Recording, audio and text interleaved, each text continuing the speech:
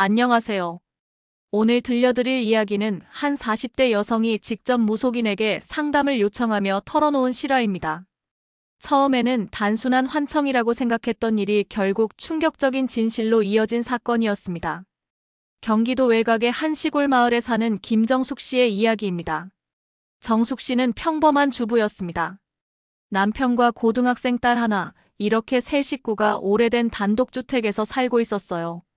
그 집은 정숙 씨가 시집 올 때부터 살았던 곳으로 벌써 20년 넘게 거주하고 있던 터였습니다. 그 집 앞마당에는 오래된 우물이 하나 있었습니다. 지금은 상수도가 들어와서 사용하지 않지만 예전에는 마을 사람들이 공동으로 사용하던 우물이었어요. 깊이가 상당히 깊고 물도 맑고 차가워서 여름에는 수박을 담가두기도 했다고 합니다. 정숙 씨에게 이상한 일이 시작된 것은 지난 여름부터였습니다. 처음에는 아주 희미했어요. 밤늦게 잠들려고 누워있는데 어디선가 희미한 노랫소리가 들려오는 것 같았습니다. 무슨 노래인지는 정확히 알 수 없었지만 남자의 목소리로 구슬프게 부르는 소리였어요. 정숙 씨는 처음에 누군가가 늦은 밤에 술을 마시고 노래를 부르는 것이라고 생각했습니다. 시골이다 보니 가끔 그런 일이 있을 수 있다고 여겼거든요. 하지만 며칠이 지나도 그 소리가 계속 들려왔습니다. 더 이상한 것은 그 노랫소리가 매일 같은 시간에 들린다는 것이었습니다. 밤 11시에서 12시 사이 정확히 1시간 동안만 들렸어요. 그리고 그 소리는 분명히 집 앞 우물 근처에서 나오는 것 같았습니다. 정숙 씨는 호기심에 창문을 열고 밖을 내다봤지만 아무도 보이지 않았어요. 가로등 불빛 아래 우물만이 고요히 있을 뿐이었습니다. 하지만 분명히 그 근처에서 노랫소리가 들려오고 있었어요. 며칠 더 지나자 노랫소리와 함께 다른 소리도 들리기 시작했습니다. 종소리였어요. 댕그랑, 댕그랑 하는 작은 방울 소리 같은 것이 노랫소리와 함께 들려왔습니다. 마치 누군가가 작은 방울을 흔들면서 노래를 부르는 것 같았어요. 정숙 씨는 이제 정말 이상하다고 생각했습니다. 남편에게 얘기해봤지만 남편은 아무것도 듣지 못했다고 했어요. 딸에게도 물어봤지만 딸도 마찬가지였습니다. 오직 정숙 씨만 그 소리들을 들을 수 있었던 것 같았어요. 그런데 일주일쯤 지났을 때부터는 정말 무서운 일이 벌어지기 시작했습니다. 노랫소리와 종소리에 이어서 이번에는 누군가가 정숙 씨의 이름을 부르는 소리가 들리기 시작한 것이었어요. 정숙아, 정숙아 라고 부르는 남자 목소리였습니다. 처음에는 아주 작게 들렸는데 점점 더 크고 또렷해졌어요. 그리고 그 목소리는 분명히 우물 쪽에서 나오고 있었습니다. 정숙 씨는 등골이 오싹했습니다.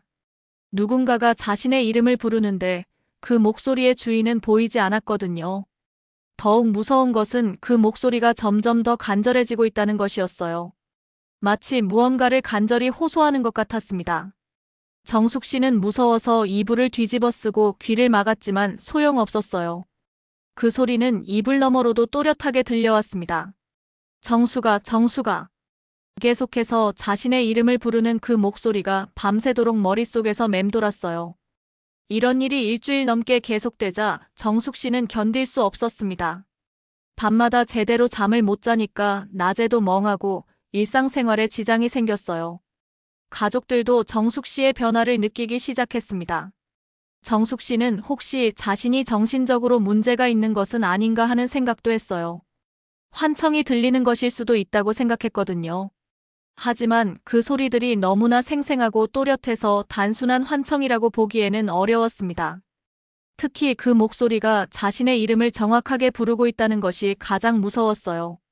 환청이라면 이렇게 구체적일 수 있을까 하는 의문이 들었습니다. 그러던 어느 날 밤, 평소보다 더 선명하게 목소리가 들려왔습니다. 정숙아, 나 좀 도와줘. 나를 찾아줘. 이번에는 단순히 이름을 부르는 것이 아니라 구체적인 내용이었어요. 누군가가 도움을 요청하고 있었던 것입니다. 정숙 씨는 그 순간 이것이 단순한 환청이 아니라는 확신이 들었습니다. 분명히 누군가가, 어떤 존재가 자신에게 도움을 요청하고 있다고 느꼈어요. 다음 날 정숙 씨는 마을 어른들에게 우물에 대한 이야기를 물어봤습니다. 그 우물에 특별한 사연이 있는지, 혹시 과거에 무슨 일이 있었는지 궁금했거든요. 마을 어른들의 증언에 따르면 그 우물에는 실제로 오래전에 실종 사건이 있었다고 했습니다. 20년쯤 전에 마을에 한 남자가 갑자기 사라진 일이 있었는데 그 남자를 마지막으로 본 곳이 바로 그 우물 근처였다는 것이었어요. 그 남자의 이름은 박성호 씨였습니다. 당시 30대 초반으로 혼자 살던 총각이었어요. 평소에 술을 좋아하고 노래도 잘 부르는 사람이었다고 합니다. 특히 구슬픈 민요를 즐겨 불렀다고 해요.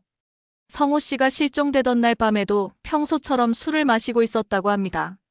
마을 사람들이 마지막으로 본 것은 그가 우물가에서 혼자 노래를 부르며 술을 마시던 모습이었어요. 그런데 다음날 아침에 갑자기 사라져버린 것이었습니다. 당시 경찰과 마을 사람들이 열심히 찾아봤지만 성호 씨의 행방을 찾을 수 없었습니다. 집에 있던 짐들도 그대로 있고 특별히 어디로 떠날 이유도 없었는데 갑자기 사라져버린 것이었어요. 시간이 지나면서 사람들은 성호 씨가 어디론가 떠나버린 것이라고 생각하게 되었습니다. 하지만 가족들은 끝까지 성호 씨를 찾지 못한 것을 안타까워했다고 해요. 정숙 씨는 이 이야기를 듣고 소름이 돋았습니다. 자신이 들은 노랫소리가 바로 성호 씨의 것일 수도 있다는 생각이 들었거든요. 그리고 자신의 이름을 부르며 도움을 청하는 목소리도 성호 씨의 것일 가능성이 높아 보였어요. 정숙 씨는 이 문제를 혼자 해결할 수 없다고 판단하고 무속인을 찾아갔습니다. 마을 근처에 있는 작은 신당의 무당에게 상황을 설명하고 도움을 요청했어요. 무당은 정숙 씨의 이야기를 듣고 이것이 전형적인 귀접 현상이라고 설명했습니다. 죽은 영혼이 자신의 죽음을 알려달라고 산 사람에게 나타나는 경우라는 것이었어요. 특히 억울하게 죽었거나 제대로 장례를 치르지 못한 영혼들이 이런 방식으로 도움을 요청한다고 했습니다. 무당은 성호 씨의 영혼이 20년 동안 우물에 갇혀서 고통받고 있을 가능성이 크다고 했어요. 그래서 누군가에게 자신의 존재를 알리고 도움을 요청하고 있다는 것이었습니다. 무당의 조언에 따라 정숙 씨는 마을 이장과 경찰에 신고를 했습니다. 우물을 조사해보자고 제안한 것이었어요. 처음에는 모든 사람들이 20년 전 일을 왜 지금 들춰내느냐고 했지만 정숙 씨가 계속 설득한 결과 결국 조사가 이루어지게 되었습니다. 며칠 후 전문 인력이 동원되어 우물 바닥을 조사했습니다. 깊이가 상당히 깊어서 작업이 쉽지 않았지만 결국 우물 바닥 깊숙한 곳에서 사람의 유골이 발견되었어요. 유골과 함께 발견된 것은 20년 전 성호 씨가 가지고 있던 것들이었습니다. 시계, 반지, 그리고 작은 방울이 달린 열쇠고리까지 그대로 남아 있었어요. 그 작은 방울이 바로 정숙 씨가 들었던 종소리의 정체였던 것 같았습니다. 부검 결과 성호 씨는 우물에 빠져 익사한 것으로 확인되었습니다.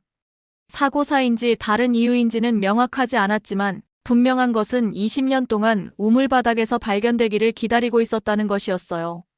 성호 씨의 유골이 발견된 이후 정숙 씨에게는 더 이상 그런 소리들이 들리지 않았습니다.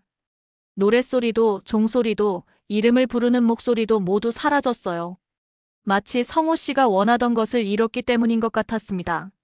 성호 씨의 장례는 뒤늦게나마 제대로 치러졌습니다.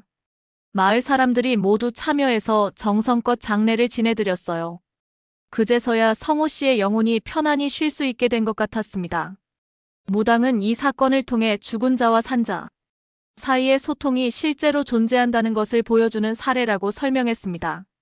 성호 씨가 20년 동안 기다린 것은 단순히 자신의 시신이 발견되는 것이 아니라 누군가가 자신의 존재를 기억해주고 제대로 된 장례를 치러주는 것이었다는 거예요.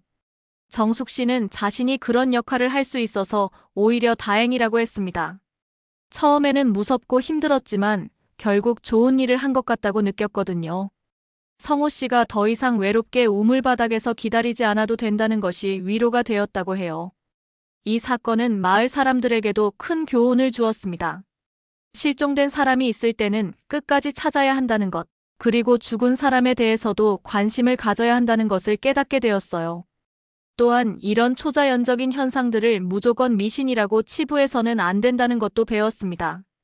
때로는 그런 현상들이 우리에게 중요한 메시지를 전달하려는 것일 수도 있거든요.